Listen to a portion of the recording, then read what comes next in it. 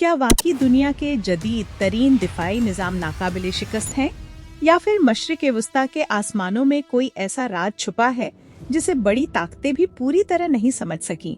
जब ईरान का एक मिसाइल जमीन से उठता है तो सिर्फ चंद सेकंड के अंदर खला में मौजूद सैटेलाइट्स, दर्जनों रडार स्टेशन और समंदर में मौजूद जंगी जहाज हरकत में आ जाते हैं।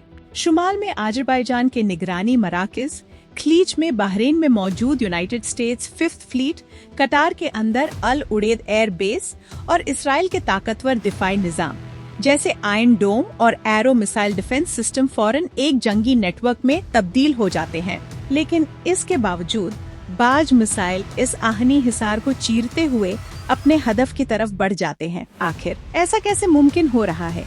क्या ये सिर्फ जदीद टेक्नोलॉजी का खेल है या इसके पीछे कोई खुफिया हिकमत अमली आलमी ताकतों की पोशीदा सियासत और ऐसी कुव्वतें भी मौजूद हैं जिनका जिक्र खुले आम नहीं किया जाता?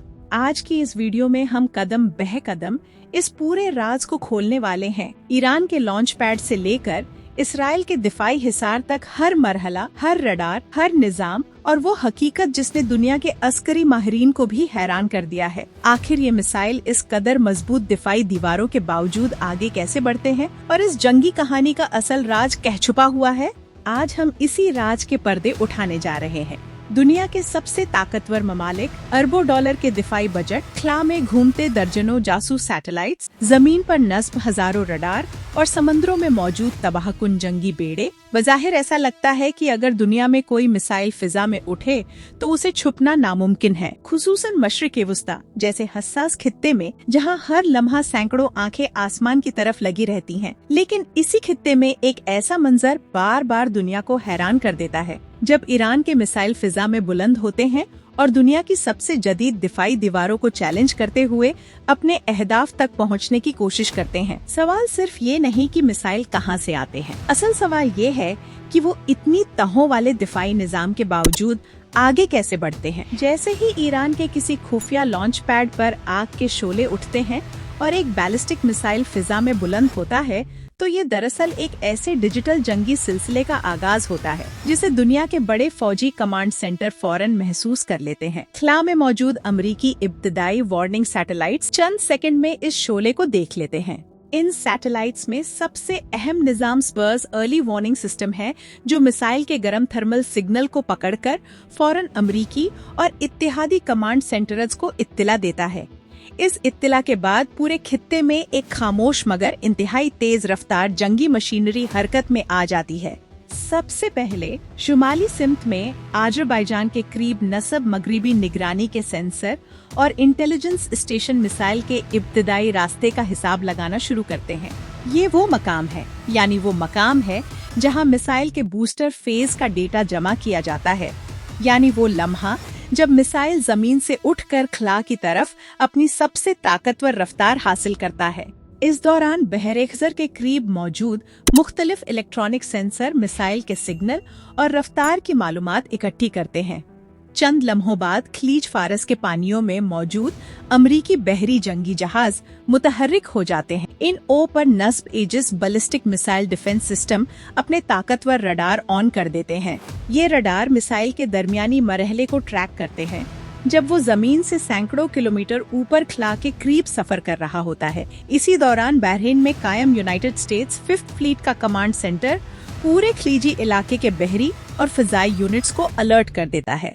मशरिक में कतर के अंदर मौजूद अल उड़ैद एयर बेस में अमरीकी फौज का सबसे बड़ा फिजाई कमांड नेटवर्क फौरन मिसाइल की ट्रैकिंग शुरू कर देता है। इसी वक्त सऊदी अरेबिया और यूनाइटेड अरब एमिरेट्स में नस्ब लॉन्ग रेंज रडार और मिसाइल दिफाई निजाम भी फाल हो जाते हैं। इन ममालिक में तैनात थार्ड और पेट्रियट मिसाइल सिस्टम को फौरी तौर पर तैयार रहने का हुक्म मिलता है ताकि अगर मिसाइल उनके फिजाई रास्ते के करीब आए तो उसे निशाना बनाया जा सके। जब मिसाइल अपनी बैलिस्टिक परवाज के दरमियानी मरहले में दाखिल होता है तो वो जमीन से इतनी बुलंदी पर होता है कि आम रडार उसे पकड़ने में मुश्किल महसूस करते हैं। इसी मरहले पर खलीज के कई रडार नेटवर्क एक दूसरे से जुड़कर इसकी रफ्तार, सिमत और मुमकिना हदफ का हिसाब लगाते हैं। इसके बाद जैसे ही मिसाइल मशरकी बहरे रूम के करीब पहुंचता है तो इसराइल के ताकतवर ग्रीन पाइन रेडार फौरन उसे पकड़ लेते हैं और इसराइली दिफाई निजाम पूरी कुव्वत से हरकत में आ जाता है।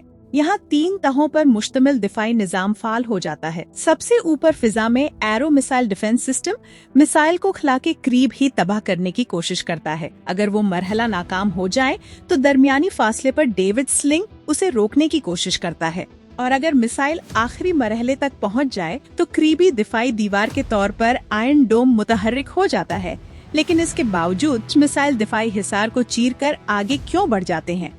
इसकी एक बड़ी वजह रफ्तार और हिकमत अमली है। ईरान के बाज जदीद बैलिस्टिक मिसाइल जैसे खोर्रम शहरफोर इंतहाई तेज रफ्तार रखते हैं और फिजा में दाखिल होते वक्त अपना रास्ता तब्दील करने की सलाहियत भी रखते हैं। दूसरी बड़ी वजह यह है कि अक्सर मिसाइल अकेले नहीं आते, बल्कि बैक वक्त कई मिसाइल लॉन्च किए जाते हैं ताकि दिफाई निजाम पर बोझ बढ़ जाए। अस्करी जबान में इसे सैचुरेशन अटैक कहा जाता है। तीसरी वजह इलेक्ट्रॉनिक जंग है। बाज मिसाइल अपने साथ जाली अहदाफ या डिकॉइज छोड़ते हैं ताकि रडार असल और जाली हदफ में फर्क न कर सके। यही वो लम्हा होता है जब चंद मिसाइल दिफाई जाल में से निकलने में कामयाब हो जाते हैं।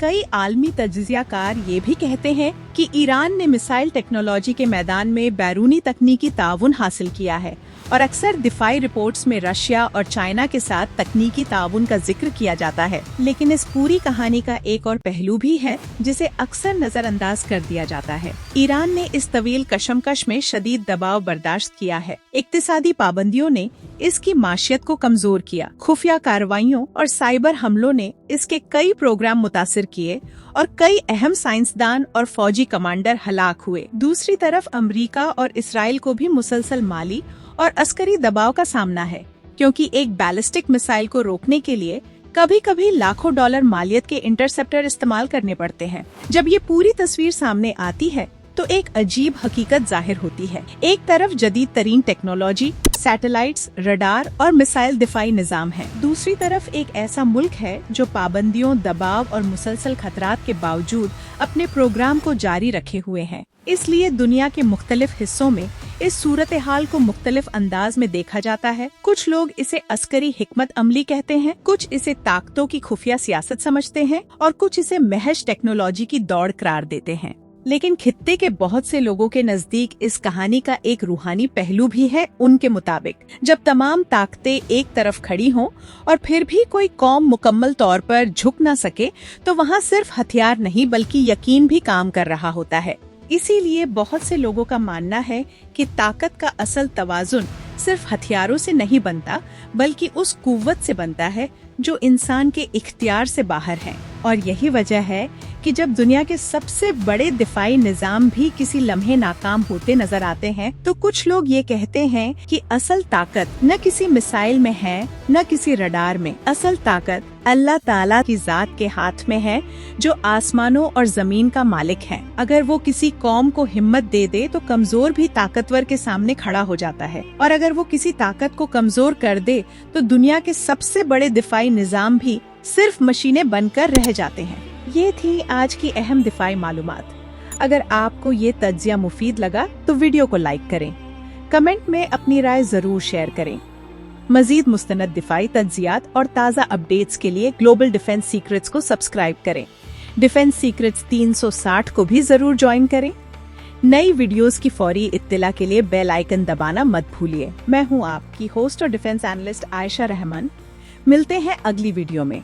अल्लाह हाफिज।